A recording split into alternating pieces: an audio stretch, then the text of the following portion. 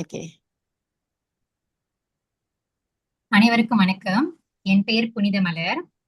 என் ஆசிரியர் மல்லிகா அவர்களுக்கு சிறப்பு விருந்தினராக வருகை தந்துள்ள ஐயா திருமாவளவன் அவர்களுக்கு, மேலும் இங்கு கூடியுள்ள சக பேச்சாளர்கள் அனைவருக்கும் என் முதற்கண் வணக்கம். இன்று நான் பேச போகும் தலைப்பு என் பார்வையில் பத்திரை. ஒரு நிமிஷம் எல்லாரும் யோசிச்சு பாருங்க. நம்ம வாழ்க்கையில வந்துட்டு சில நேரத்துல நம்ம நம்புற மனிதர்கள், காதல், உறவுகள், நண்பர்கள், இவை எல்லாமே வந்துட்டு நிரந்தரம் நினைப்போம். இதெல்லாம் கன்ஃபார்ம் நம்ம கூட தான். கல்யாணம் பண்ணும் போது இவர் கடைசி வரைக்கும் நம்ம கூட வருவாரு. ஒரு வேலை கிடைக்கும் போது இந்த வேலை தான் கடைசி வரைக்கும், இந்த வேலை நம்ம ஒரு பெரிய கற்பனையிலே போயிருவோம். இந்த வேலை கிடைச்சிருச்சு, ஓகே, இதை வச்சு நம்ம இந்த காசெல்லாம் கட்டிடுவோம், வீடெல்லாம் வாங்கிடுவோம்னு சொல்லி ஒரு பெரிய கற்பனை கட்டி மலை மாதிரி கட்டிடுவோம். ஆனா அந்த ஒரு நிமிஷத்துல எல்லாம் உடைஞ்சு போயிட்டா நம்ம என்ன பண்ணுவோம்? இந்த கேள்விக்கு எல்லாம் ஒரே பதில் தான் பத்திரை. பத்திரை வந்துட்டு ஒரு சாதாரண குடும்பத்துல பிறக்கல. அவங்க ஒரு செல்வம் நிறைந்த ஒரு குடும்பத்துல பிறந்திருக்கிறாங்க. அவங்க வாழ்க்கையில வந்துட்டு பாதுகாப்பு, சந்தோஷம், சுகம் எல்லாமே ரொம்ப வசதியா வாழ்ந்தாங்க. ஆனா கண்டதும் காதல். அவங்க திடீர்னு சாத்துவான பாத்துட்டோன்னே அவங்க வாழ்க்கையிலயும் பல்ப் எரிஞ்சிச்சு, பட்டர்ஃப்ளை எல்லாம் பறந்துச்சு, எல்லாமே பறந்துச்சு. ஆனா ஒரு கட்டத்துல மலையில நின்னோடனே தள்ள போறாரு தெரிஞ்சா பல்பு அப்படியே எரிஞ்சு உடஞ்சிருச்சு. ஒரு நிமிஷத்துல எல்லா பட்டர்ஃப்ளை, பறந்த பட்டர்ஃப்ளை எல்லாமே இறந்துருச்சு. காதல், பூத்த காதல் எல்லாமே அப்படியே இப்படி ஆயிருச்சு. இப்படி மலர்ந்த காதல் இப்படி ஆயிருச்சு. அந்த ஒரு செகண்ட்ல, ஒரு நிமிடத்துல. அந்த நேரத்துல வந்துட்டு அவங்க அவங்க கண்டதும் பார்த்துட்டோனே கட்டுனா இவர்தான் கட்டுவேன் அப்படி இப்படின்னு அவங்க அப்பா கிட்ட எல்லாம் போராடி, இல்ல நினைச்சா ஒருத்தர் தான் நினைச்சாவணும், வேற ஆளை கல்யாணம் பண்ணிக்க முடியாது, எப்படி மனசால வேற ஆளை நினைக்கிறது சொல்லி கல்யாணம் பண்ணாங்க. அவங்க வாழ்க்கையில வந்துட்டு எல்லாமே திருப்பி அடிச்சிருச்சு. ஒரு நிமிஷம் வந்துட்டு நம்ம நம்ம காதல் கணவன் வந்துட்டு நம்மள கொல்ல போறாங்க அப்படின்னு நினைச்சோடனே வந்துட்டு அவங்களுக்கு இருந்தது ரெண்டே வழிதான். ஒண்ணு வந்துட்டு பயம், இன்னொன்னு துணிவு. அவங்க பயந்திருந்தாங்கன்னா இன்னைக்கு இந்த காப்பியத்தை நம்மளுக்கு யாருக்குமே தெரியும். இந்த காப்பியம் ஒண்ணு உருவாகி இருந்திருக்காது. இந்த குண்டலகேசின காப்பியம் வந்துட்டு உருவாகி இருந்திருக்காது அவங்க இறந்திருந்தா.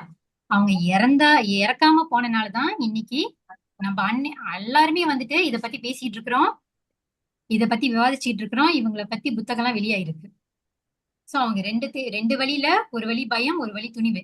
ஐயோ, நம்ம கணவர் வந்துட்டு நம்ம காதல் கணவனே நம்மள வந்து கொல்ல பாத்துட்டாரே, எப்படி நம்ம இத்தனை நாள் வாழ்ந்த வாழ்க்கை என்ன இப்படி ஒரு துரோகம் செஞ்சுட்டாரு, பரவாயில்ல, இந்த துரோகத்துல இதை நினைச்சு நினைச்சு நம்ம வாரத்துக்கு பதிலா நம்ம செத்தே போயெல்லாம் நினைச்சிருந்தா அந்த இதெல்லாம் யோசிக்கிறதுக்குள்ள தள்ளி விட்டுருப்பாரு, அவங்களும் சொர்க்கலோகத்துக்கு போய் சேர்ந்திருப்பாங்க.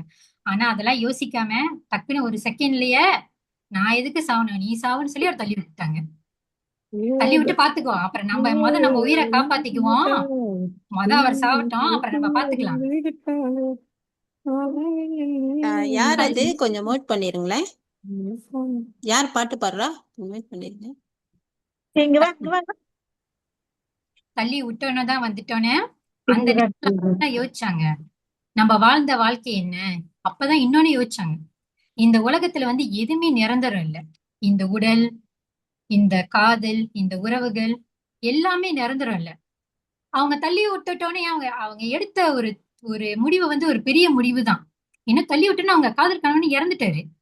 அவங்க இறந்துட்டாங்க, ஒரு கொலை பண்ணிட்டாங்க. அவங்க தேர்ந்தெடுத்த வழி ஒரு கஷ்டம். இதே அவங்க இறந்திருந்தா கூட அவங்க இதெல்லாம் யோசிச்சிருக்காங்க. ஆனா இறந்துட்டாங்களா, அதுக்கு மேல என்னத்த யோசிக்கிறது? ஆனா தள்ளி விட்டோன்னு யோசிக்கிறது நிறைய இருந்திருக்கு. அவங்க வாழணும்னு சொல்லி தானே தள்ளி விட்டுருக்காங்க. சோ அதுக்கு மேல என்ன இருக்கு? அப்பதான் அவங்க வந்து ஒரு உண்மையை தேடி போறாங்க. இந்த உலகத்துல எதுவுமே உண்மை இல்ல. எவ்வளவு இடத்துக்கு போயிட்டு உண்மையை தேடுறாங்க. இந்த பார்வையில வந்துட்டு நான் என்ன பாக்குறேன்னா, பத்திரிகையோட பார்வையில வந்து உண்மையான வலிமை. வாழ்க்கையில தவறு நடந்தோடனே நம்ம உடஞ்சு போறது ரொம்ப எளிது. ஒரு மங்கு வாங்கிட்டு வருவோம், அந்த மங்கு ஆசாசியா பார்த்து காசுலாம் போட்டு வாங்கிட்டு வந்து வைப்போம். திடீர்னு நம்மள அறியாமலே நம்ம கைப்பட்டு அந்த மங்கு உடஞ்சிரும். அப்ப யோசிப்போம், ஐயோ எவ்வளவு காசு கொடுத்து வாங்கினா, இதுக்காக கடையா அழிஞ்சோம். ஆனா இந்த மங்க போய் உடச்சிட்டோமே. இப்ப நம்ம அம்மாங்கெல்லாம் வந்துட்டு வீட்டுக்கு வரவங்க எல்லாத்துக்கிட்டையும் சொல்லிட்டு தான் அழுவாங்க, ஐயோ மங்கு உடஞ்சிருச்சு, மங்கு உடஞ்சிருச்சு, மங்கு உடஞ்சிருச்சு. ஆனா நான் என்ன சொல்ல வரேன்னா, ஏன் மங்கு உடஞ்சிச்சு? நம்ம கைப்பட்டு தான் உடஞ்சிருக்கு. அப்ப அடுத்த வாட்டி மங்கு வாங்கினா இங்க வைக்க கூடாது, வச்சா உடையும். அந்த மாதிரி நினைச்சிட்டு போயிடணும்னு தான் நான் சொல்ல வரேன். வந்து வீட்டுக்கு வந்தவங்கள்ட்ட எல்லாம் மங்கு வாங்கின சொல்லலாம், மங்கு உடஞ்சது அடுத்த வாட்டி வந்துட்டு இந்த மங்கு இங்க வைக்க கூடாது. எல்லா விஷயத்திலயுமே அப்படிதான். இப்ப வயசானவங்களா, ஐயோ நம்பி ஏமாந்தோம், உங்க தாத்தாவை நம்பி ஏமாந்தேன், தாத்தாவை நம்பி ஏமாந்தேன், அவங்க தாத்தா அப்படிதான் குடிச்சிட்டு வந்து அடிப்பாருன்னு. ஆனா எத்தனை பிள்ளைங்க கேட்டா 8 10 பிள்ளைங்க இருப்பாங்க. சோ பாட்டி சொல்றதை கேட்கவே கூடாது. நம்ம வாழ்க்கையில வந்து சொன்னதை நம்ம சொல்லி சொல்லி சொல்லி நம்மளே வந்து வாழ்க்கை கடைசி வரைக்கும் அதையும் நினைச்சு நினைச்சு சொல்யூஷன் தேடாமலே நம்ம இறந்தே போயிருவோம்.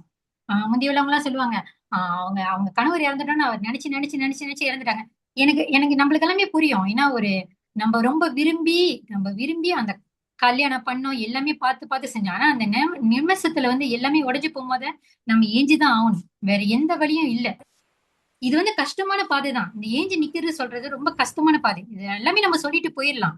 ஆனா அந்த கஷ்டமான பாதையை தான் வந்துட்டு பத்திரியை வந்துட்டு தேர்ந்தெடுத்திருக்காங்க. முந்தி பேசின பேச்சாளர்கள் அவங்க சொன்ன மாதிரியே தான் நம்மளுக்குள்ள நிறைய பத்திரை வாழ்ந்துகிட்டு தான் இருக்கிறாங்க. அதுல என்ன மாதிரி பத்திரியை வந்துட்டு இன்னும் வந்துட்டு பரவாயில்ல, அவர் இறந்துட்டோனே நம்மளும் இறந்துரும்னு நினைக்கிற ஒரு பத்திரிகை ஒரு பக்கம் இருக்கிறாங்க 10%. இன்னும் வந்துட்டு கேங்ஸ்டரா இருந்தா அப்படி கெத்தா இருக்கும், அப்படியே மோட்டர்ல இப்படி தூக்கிட்டு போனா நம்மளுக்கு அந்த மாதிரி பின்னாடி ஏறி போனா நம்மளுக்கு கெத்தா இருக்கும். ஆனா ஒரு நாள் அவங்க யோசிக்க மாட்டாங்க, இந்த மாதிரி நம்ம இல்லாம போகும்போது அவர் இறந்துட்டா என்ன பண்றேன்னு. அந்த மாதிரி பத்திரிகை. இன்னும் சில பத்திரிகை வந்துட்டு ஏமாந்து ஹஸ்பண்ட் கணவருங்கெல்லாம் ஏமாந்து போயும் இன்னும் துணிவா ஏஞ்சி நின்னு வாழ்ந்துட்டு இருக்கிற பத்திரி நம்ம நிறைய பேர் இருக்கிறாங்க. நம்மளும் நிறைய பத்திரிகை வாழ்ந்துகிட்டு தான் இருக்கிறாங்க. ஆனா அவங்களுக்கு அவங்களே தெரியாத அவங்களும் இந்த காப்பியத்துல வர பத்திரிகையா இருக்கிறான்னு தெரியாது. அவங்க ஏதோ ஒரு பேர்ல வாழ்ந்துகிட்டு இருக்கிறாங்க. ஏன்னா இந்த காப்பியெல்லாம் அவங்களுக்கு தெரியாது. ஏன்னா அவங்க தானே சொந்தமா ஏஞ்சிருந்திருக்காங்க. இன்னைக்கு நம்ம வாழ்க்கையில நம்ம நிறைய பேர் நிறைய தவறு செய்யறோம். சில நேரத்துல தவறான மனிதர்களை நம்புறோம், சில நேரத்துல அதுல நம்மளை இழக்கிறோம். இப்ப உள்ள பெண்கள் தான் கண்டதும் காதல் கொண்டதே மோகம்னு மாதிரி கல்யாணம் பண்றாங்க. ஒரு நிமிஷம் யோசிக்கிறதுக்குள்ளார ஒரு வருஷத்துல எல்லாமே நடந்துருது. அடம் பிடிச்சி அப்புறம் இன்னொரு ஒரு வருஷத்துல தட தட தட தட தட தடன்னு இல்ல எங்களுக்குள்ள ஒத்து வரல, நாங்க இல்ல இது மாதிரி பிரிஞ்சு வாழ சொல்றீங்களா. எல்லாமே நீங்க நீங்க வாழ்றதே நீங்களே ஒரு கஷ்டமான பாதையை தேர்ந்தெடுத்து இந்த உலகத்துல கொண்டு வரப்பிள்ளையே அந்த கஷ்டத்துல தள்ளி விட்டு நீங்களே ஒரு பாவத்தை சேர்த்துக்கிறீங்க. அப்புறம் இல்ல நாங்க சிங்கிள் மதர், நாங்க வந்து பிள்ளைய நல்லா வளர்க்குறோம், இதா வளர்க்குறோன்னு. ஆனா அந்த பிள்ளை ஸ்கூலுக்கு போகும்போத பள்ளிக்கூடத்துக்கு போகும்போத ஒரு ஒரு நேரத்திலயும் ஒரு பூலிய வந்துட்டு கேலி கிண்டல வந்து அனுபவிக்குதுன்னு நம்ம எல்லாருமே புரிஞ்சுக்கணும். எல்லாமே நீ சிங்கிள் மதரை நான் தப்பு சொல்லவே இல்ல. நான் என்ன சொல்ல வரேன்னா அவசர அவசரமா வந்துட்டு ஒரு தப்பான வாழ்க்கையை சூஸ் பண்ணி ஒரு ஒரு ஒரு பேபியை உருவாக்கி அந்த வாழ்க்கையில அவங்க கணவரோட நிலைச்சு இருக்க முடியாத பட்சத்துல அவங்க ஸ்கூலுக்கு போனோடனே இப்ப ஒரு தந்தையர் தினம் ஒரு பேரண்ட்ஸ் டே நடக்குது, எல்லாருமே அவங்க அப்பா அம்மாவோட வந்திருக்கிறாங்க. அந்த பிள்ளையோட கூட்டாளிங்களா என்ன இப்ப உள்ள பிள்ளைங்களுக்கு எல்லாம் ரொம்ப வந்துட்டு வர வர வந்துட்டு நிறைய பூலி அந்த மாதிரிலாம் நடக்குது. எங்க அப்பா வந்திருக்காரு, உங்க அப்பா வரலையா, எனக்கு உங்க அப்பா இல்லையா, உங்க அப்பா பெரிய உனக்கு தெரியாதுன்னு நிறைய பாக்குறாங்க. நம்ம போயிட்டு அம்மா அப்பா சொல்லிதான் வளர்ப்பாங்க, எந்த பிள்ளைய பூலி பண்ணாதானே நம்ம பிள்ளைங்க நம்ம பேச்சு கேட்க மாட்டாங்களா. அங்க போய் பூலி பண்ணும் போது அந்த பிள்ளை வந்துட்டு வீட்டுல வந்து சிலது சொல்லும், சில வந்து சொல்லவே முடியாது. சொல்ல முடியாம வந்துட்டு ரொம்ப வந்துட்டு அதுக்குள்ள ஏன் நம்மளுக்கு அப்பா இல்ல. சில அம்மாங்க வந்து ரொம்ப வந்துட்டு சொல்லவே மாட்டாங்க, இல்ல அதெல்லாம் நீ கேட்க கூடாது, அதெல்லாம் நீ பேசக்கூடாது. ஏன்னா அவங்க இன்னும் அந்த கடுப்புலயே இருப்பாங்க, உங்க புருஷ பண்ண கடுப்புலயே இருப்பாங்க. அதனால நீ அந்த மாதிரிலாம் பண்ணக்கூடாது, அதெல்லாம் கேட்க கூடாது. ஆனா ஒரு கட்டத்துல அந்த பிள்ளை வந்து அந்த பூலிக்கு உள்ள அது ஒரு மென்டல் போயிருது.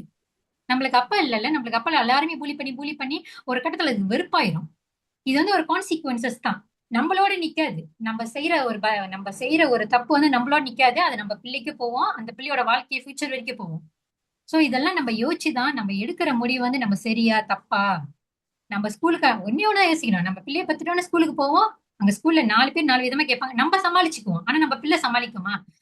நம்ம பிள்ளைய சமாளிக்கணும்னு சொல்றதுக்கு நம்ம யார் அதையும் ஃபோர்ஸ் பண்ணணும் இல்ல. அவங்க கேட்டாலும்மா நீ வந்து நிமிர்ந்து நட தெரியுமா, நீ ஒண்ணுமே சொல்லாத, நான் ஒண்ணுமே சொல்லாத, நம்ம அந்த பிள்ளைய ஃபோர்ஸ் பண்ணக்கூடாது. அந்த பிள்ளையோட மென்டல் ஹெல்த் நம்ம மென்டல் ஹெல்த் ஒண்ணு இல்லையா, அது பிள்ளை, சின்ன பிள்ளை.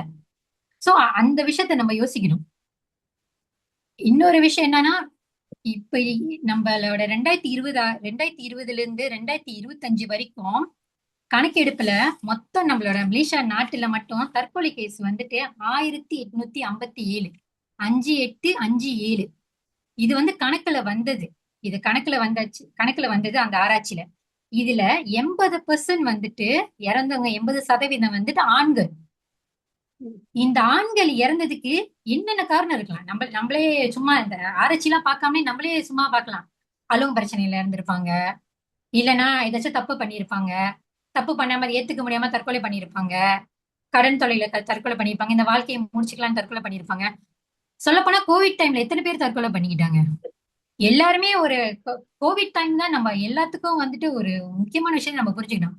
எதுவுமே நிரந்தரம் இல்ல, எல்லாமே வந்துட்டு ஒரு டெம்பரரி தான். புரிஞ்சுக்க வேண்டியது கோவிட். நான் வந்து அந்த நேரத்துல இருந்து ஒரு விமானத்துறையில வேலை செஞ்சுக்கிட்டு இருந்தேன். அதுல கேப்டன்களோட சம்பளமே உங்க எல்லாத்துக்கும் தெரியும், விமான பயணிகளோட சம்பளமே வந்துட்டு 35,000 40,000 வழியும். எல்லாத்துக்கும் வேலை டக்கு டக்கு டக்குன்னு போணுச்சு. என் கண்ணு மணிக்கு எத்தனை பேருக்கு வேலை போணுச்சு இங்க வேலை இடத்துலயே. எத்தனை பேர் என் கண்ணு மணிக்கு வேலையில இருந்து எழுந்து உணவகத்துல போய் வேலை செஞ்சாங்க. சோ அவங்களோட கமிட்மெண்ட்ஸ், அந்த கமிட்மெண்ட் வந்துட்டு அவங்களால தாங்கிக்க முடியாம, நம்ம செய்தியெல்லாம் படிச்சிருந்தா தெரிஞ்சிருக்கோம். அதுல ஒரு கேப்டன் வந்து இங்க கேரள தான் தற்கொலை பண்ணிக்கிட்டாரு மேல இருந்து விழுந்து. அவருக்கு மனைவி இருந்தாங்க, பிள்ளைங்க இருந்தாங்க. அவரு விழுந்துட்டாரு, ஆனா மனைவி பிள்ளைங்க விழுவ முடியாது. அந்த நேரத்துல அவங்க ஏஞ்சுதான் நின்னு ஆகணும். ஏஞ்சுதான் நின்னாங்க. நின்னுட்டு எத்தனையோ கோவிட் டைம்ல எத்தனையோ பேர் இழந்தாங்க. எவ்வளவு பேருக்கு அம்மா போயிட்டாங்க, அப்பா போயிட்டாங்க. நம்ம ஒரு ஒரு வீட்டுல போய் ஒரு ஒரு கதை கேட்டா நம்மளுக்கே தெரியும். அதே மாதிரிதான் நம்ம பேரண்ட்ஸும், நம்ம அம்மா அப்பா இங்க நம்ம பேசுறவங்களை எத்தனை பேர் அம்மாவை இழந்திருப்போம், அப்பாவை இழந்திருப்போம். ஐயோ இல்ல, அம்மா இருந்தனாலதான் இப்படி, அப்பா இருந்தனாலதான். அம்மா அப்பாவை வந்துட்டு ஒரு நாள் இறப்பாங்க, இருக்கிறாங்க, இறக்க போறாங்க. இந்த உண்மையை நம்ம புரிஞ்சுக்கிட்டு இருக்கிற வரைக்கும் நம்ம சந்தோஷமா இது இது இது வந்துட்டு நம்ம மனசுல எடுத்துக்கிறது ரொம்ப கஷ்டம் தான். ஆனா எடுத்துதான் ஆகணும். அதான் வந்துட்டு சொல்லுவாங்களா, பரிச்சுனா படிச்சுதான் ஆகணும். நீ எழுதிதான் ஆகணும். அப்பதான் நீ அப்பதான் நீ ஏன் எடுக்க முடியும்னா, அதே மாதிரி இது உணர்ந்துதான் ஆகணும். இதுல இருந்து நம்ம நீங்க என்ன தெரியுதுன்னா, எல்லாமே எந்த ஒரு பிரச்சனை நடந்தாலும் இது முடிவில்லை, இது ஒரு தொடக்கம்னு. இந்த பத்திரிகையில இருந்து நம்ம ஒரு 3 விஷயத்த கத்துக்கலாம். வாழ்க்கை உடைந்தாலும் நாம் உடையக்கூடாது. தவறு நடந்தாலும் அதிலிருந்து கற்றுக்கொள்ள வேண்டும். ஒரு தற்கொலை பண்றாங்களா, அப்ப எல்லாமே நம்ம பேசுவோம், ஏன் தற்கொலை பண்ணாங்க. தற்கொலை பண்ணவங்களுக்கு கொண்டுதான் தெரியும் அந்த நிமிஷம் அவங்க என்ன கோத்துரு பண்ணாங்கன்னு. நம்ம செத்து போய் மேல போய் கேட்டா தெரியும், நீ ஏன் தற்கொலை பண்ண, ஏன் உளுந்த அப்படின்னு. அது வரைக்கும் நம்மளுக்கு தெரியாது. சோ அதை பத்தி கமெண்ட் பண்ணக்கூடாது. நம்ம உளுந்திருக்கலாமே, வாழ்ந்திருக்கலாமேன்னு. இந்த தப்பை நம்ம செய்யக்கூடாது. அந்த மாதிரி சொல்லிட்டு நம்ம போயிடணும். பார்த்திருக்கலாமே, இப்ப அவங்க பிள்ளைங்க எல்லாம் கஷ்டப்படுவாங்களே, அதெல்லாம் நம்மளுக்கு தேவையில்ல. அதை பத்தி கமெண்ட் பண்ணக்கூடாது. கீழே வந்துட்டு இந்த டிக்டாக்ல விறுவிறுன்னு கமெண்ட் பண்ணாங்க, அதெல்லாம் நம்மளுக்கு தேவையில்ல. அந்த தப்பை நம்ம செய்யக்கூடாது. நம்ம பிள்ளைங்களை செய்யக்கூடாது சொல்லி நம்ம வாழணும். அடுத்து, உண்மையான அமைதி வந்துட்டு வெளியில இல்ல, நம்ம உள்ளுக்குதான் இருக்கு. சில பேர் மென்டல் ஸ்ட்ரெஸ் ஆனோன்னு, ஐயோ ரொம்ப ஸ்ட்ரெஸ்ஸா இருக்கு, ரொம்ப ஸ்ட்ரெஸ்ஸா இருக்கேன், ரொம்ப ஸ்ட்ரெஸ்ஸா இருக்கேன், அதனால வந்துட்டு நான் கூட்டாளி கூட இங்க போறேன், கூட்டாளி கூட அங்க போறேன்னு சொல்லி அங்க இன்னும் ஸ்ட்ரெஸ் ஆகி தான் வராங்க. அமைதியா இருக்கணும். ஒரு சில பேர்லாம் வந்துட்டு, இல்ல இல்ல நான் இவர்கிட்ட இருந்து ஏமாத்திட்டேன்னு சொல்லி தப்பான வழியில கூட போவாங்க. நான் இத்தனை நாளா வந்துட்டு ஒரு ஒரு டாக்ஸிக்கான ஒரு ரிலேஷன்ஷிப்ல இருந்தேன், ரொம்ப காதல் அந்த மாதிரி ரிலேஷன்ஷிப்ல இருந்தேன், இப்ப வந்துட்டு நான் வந்துட்டு வேற தேடி போறேன் சொல்லி தப்பான வழியில கூட போவாங்க. போதும், வாழ்க்கையில தான் ஒண்ணு இல்லைன்னு ஆச்சே, இதுக்கு மேல நான் வாழ்ந்தா என்ன செத்தா என்ன சொல்லி தண்ணி குடிக்கலாம் போவாங்க. இதுல இருந்து நம்ம அதான் சொல்றேன், இந்த மாதிரி உடையும் போது நம்ம எந்த வழியை சூஸ் பண்றோமோ அந்த வழி அந்த நேரத்துல ரொம்ப முக்கியம். நம்ம இழந்ததோட அடுத்து நம்ம இழக்க கூடாது சூஸ் பண்ற வழிதான் ரொம்ப முக்கியம். கடைசியா வந்துட்டு, இந்த பத்திரை வந்து ஒரு கதை இல்ல, இது வந்துட்டு ஒரு உணர்வு, ஒரு இமோஷன்னு சொல்லுவாங்க. இப்போ உள்ளவங்களுக்கு எல்லாம் சொல்லுவாங்களா, இது ஒரு ஒரு ஏதாச்சும் கேட்ட, ஒரு பாட்டு கேட்ட, இது பாட்டு இல்ல, இது ஒரு இமோஷன், ஒரு உணர்வு, இது ஒரு விழிப்பு, இது ஒரு வாழ்க்கை பாடம். நம்ம வாழ்க்கையில வந்து எந்த பிரச்சனை வந்தாலும் நம்ம மீண்டு எழ முடியும்.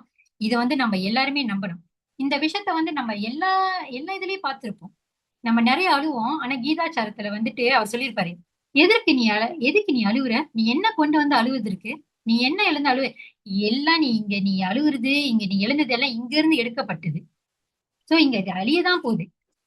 அதனால எல்லாருமே நம்ம உடையும் போதெல்லாம் நம்ம இதை படிக்கணும். எதுக்கு நான் இது வந்து எனக்கு நானே வந்துட்டு உணர்ந்தது. எங்க அம்மா இறந்துட்டோன்னே எதுக்கு நான் அழுவணும், இங்க இருந்து உருவாக்கப்படுது, கடவுள் கொடுத்த அம்மா திருப்பி கடவுளே எடுத்துக்கிட்டாங்க, இங்க இருந்து அம்மானு ஒரு உருவானாங்க, அப்ப நான் என்னத்துக்கு அழுவுது, நான் வாழ்ந்துதானே ஆகணும். அவங்களால என்னைய நான் எங்க அம்மா எல்லாமே நல்லா என்னை வளர்த்திருக்காங்கன்னு சொல்லி எங்க அம்மாக்கு நல்ல பேர் கொடுக்க வேண்டியதுதான் இப்ப என்னோட கடமை. எங்க அம்மா இறந்துட்டாங்க மதர்ஸ்ரீ எல்லாம் உட்காந்து காலிருந்து அழுகுறதுக்கு எனக்கு ஒரு புண்ணியமே இல்லை. எத்தனை பேர்த்துக்கு அம்மா இருப்பாங்க, பிள்ளைங்களுக்கு அம்மா இருக்கா, அந்த அம்மாங்களை பாத்துக்கிறது தான் இதான் நம்ம எடுக்கிற முடிவு. அந்த அன்னைக்கு இல்ல, இன்னைக்கு மதர்ஸ்ரீ, எனக்கு எங்க அம்மா இல்ல, அதனால யாரையும் நீ டிஸ்டர்ப் பண்ணாதீங்க, நான் இன்னைக்கு ஒரு நாள் ஃபுல்லா ரூம் போட்டு அழுவ போறேன்னா ஒண்ணும் பண்ண முடியாது. இன்னொன்னு, இப்ப நான் கடைசியா முடிக்கிறதுக்கு முன்னால, மொத்தம் நம்மளோட குண்டலிகேசியில வந்து 19 பாடல். ஏன்னா நம்மளுக்கு தெரிஞ்ச வரைக்கும் இந்த புத்தகத்துல வந்துட்டு எல்லா பாடலும் நம்மளுக்கு கிடைக்கல, எல்லா செய்யுளும் கிடைக்கல. சோ இதுல மொத்தம் வந்து 19 பாடல், 19 செய்யுள்னு சொல்லலாம். அப்ப நான் படித்த புத்தகத்துல வந்துட்டு 9 செய்யுள் இருந்துச்சு. அதை வந்து எல்லாம் ஒரே கொடுத்திருந்தாங்க. அதுல வந்துட்டு எனக்கு ஒரு செய்யுள் பாடல் வந்து ரொம்ப பிடிச்சிருந்துச்சு. அது இந்த நேரத்துல வந்துட்டு எல்லாத்துக்கும் கூட பகிரணும்னு நான் ரொம்ப விரும்புறேன். அந்த செய்யுள் வந்து நான் உரைநடையில எழுதியிருக்கிறேன். அதை நான் வந்துட்டு இப்ப நான் படிச்சு காமிக்கிறேன். இந்த செய்யுளோட தலைப்பு வந்துட்டு என்னன்னா, இடுக்கண் அழியாமை. இடுக்கண்னா துன்பம், அழியாமைனா தளராமல் இருப்பது. சோ என்ன அர்த்தம்னா, இடுக்கண் அழியாமைனா கஷ்டங்கள் வந்தாலும் மனம் தளராமல் உறுதியுடன் நிலைத்து நிற்றல். இதோட செய்யுளோட முதல் வரி என்னன்னா, மரிப மரியும் மலிர்ப மலிரும். அப்படின்னா என்ன அர்த்தம்னா, மறையும் பொருள் மறையும், வளரும் பொருள் வளரும், எது அழிய வேண்டுமோ அது அழியும், எது வளர வேண்டுமோ அது வளரும். இது வந்துட்டு 6 வரிதான், ஆனா இதுல நிறைய இருக்கு. மறைய வேண்டிய பொருள் மறைஞ்சே ஆகும். ஐயோ இந்த உறவு போச்சு, இந்த உறவு மறைஞ்சுதான் ஆகணும்னா மறையும், அழிஞ்சுதான் ஆகணும் அழியதான் செய்யும். இந்த உறவு வளரணும்னா வளரும், அழியணும்னா அழியணும். அடுத்து 2வது வரி, பெறுப பெரும் பெற்று இழப்ப இழக்கும்.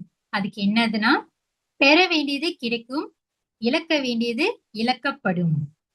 ஒவ்வொருவரும் அவரவர் விதிப்படி கிடைக்கும் போகும். பிறக்க போது சில பேர்த்துக்கு அப்பா அம்மா இருப்பாங்க, சில பேர்த்துக்கு அப்பா அம்மா இருக்க மாட்டாங்க. இருந்தாங்கன்னா இந்த ஜென்மத்துல நம்ம அப்பாவோட இருப்போம். அனாதையா பிறந்தோம்னா அனாதையா தான் பிறப்போம். சோ அனாதையா பிறந்தா நம்ம அடுத்து வந்துட்டு எப்படி வாழணும், கடவுள் குழந்தை எப்படி வாழணும்னு தான் நினைக்கும். கிடைச்சதா நம்ம கடைசி வரைக்கும் நாங்க வந்துட்டு கடவுள அனாதையா இருந்தோம், அனாதையா கிடைக்கிறது தான் கிடைக்கும், கிடைக்காது கிடைக்காது. 3வது வரி, அறிவது அறிவார் அழுங்கார் ஓவார். அப்படின்னா, உண்மை அறிந்தவர்கள் துயரப்பட மாட்டார்கள், மிகுந்த மகிழ்ச்சியிலும் மயங்க மாட்டார்கள். என்ன அர்த்தம்னா, அறிவு உள்ளவர் மனதை சமமாக வைத்திருப்பார். அதுக்குன்னு நம்ம எல்லாத்தையும் நெகட்டிவாவே திங்க் பண்ண சொல்ல. ஒரு பேன் வாங்கிட்டு இது டெம்பரரி தான் தெரியுமா, இது டெம்பரரி தான் தெரியுமா அப்படின்னு இல்ல. இந்த பேன் எனி டைம் உடையலாம், காணா போலாம். ஆனா நம்ம கணக்கா பாத்துக்கிட்டோம்னா இருக்கிற வரைக்கும் நம்ம கூட இருக்கும். ஆனா திடீர்னு நம்மளையும் அறியாம நம்ம அவளையும் பாதுகாத்து தொலையணும்னு நினைச்சுட்டா தொலைஞ்சிரும். அதுக்குன்னு ஐயோ இது வாங்கி கொடுத்த பேனா தொலைஞ்சிருச்சு. எல்லாருமே ஒரு உதாரணம் தான். நம்மளை சுத்தி இருக்கிற எல்லா ஜாமுமே உதாரணமா எடுத்துக்கிட்டா எல்லாருமே உதாரணம் தான். எந்த ஜாமும் உதாரணமா எடுக்க முடியாம இருக்காது. கடைசி வரி, உருவது உருமென்று உரைப்பது நன்று. இது என்னதுன்னா, நடக்க வேண்டியது நடக்கும் என்று புரிந்து கொள்வதே நல்லது, எல்லாம் இயற்கையாக நடக்கும் என்பதை ஏற்றுக்கொள்வதே சிறந்தது. இந்த செய்யுளுக்கு வந்துட்டு ஒரு முழு பொருள் சுருக்கமா சொல்லணும்னா, இந்த உலகில் எல்லாமே நிலையற்றது. எது நடக்க வேண்டுமோ அது நடக்கும், எது போக வேண்டுமோ அது போகும். அதை புரிந்து கொண்டவர்கள் துக்கத்திலும் அதிக மகிழ்ச்சியிலும் சிக்காமல் மன அமைதியுடன் இருப்பார்கள். எல்லாம் தன் நேரத்தில் நடக்கும் என்று ஏற்றுக்கொள்வதே அறிவு. நன்றி, வணக்கம். நலங்களாசிரியை. நன்றி புனிதா. இறுதியா பௌத்த மத கருத்தோட நீங்க முடிச்சிருக்கீங்க, ரொம்ப நன்றி. ஆனா ஒரு பாயிண்ட் விட்டுட்டீங்க, திருத்தலாம்னு நினைப்பாங்க இல்லையா, திருத்த முடியாது. யாருமே திருத்த முடியாது. அவ திருத்தலாம்னு தானே கல்யாணம் பண்ணுவா அவனை. பரவாயில்ல நான் திருத்திப்பேன் அப்படின்வால. நன்றி.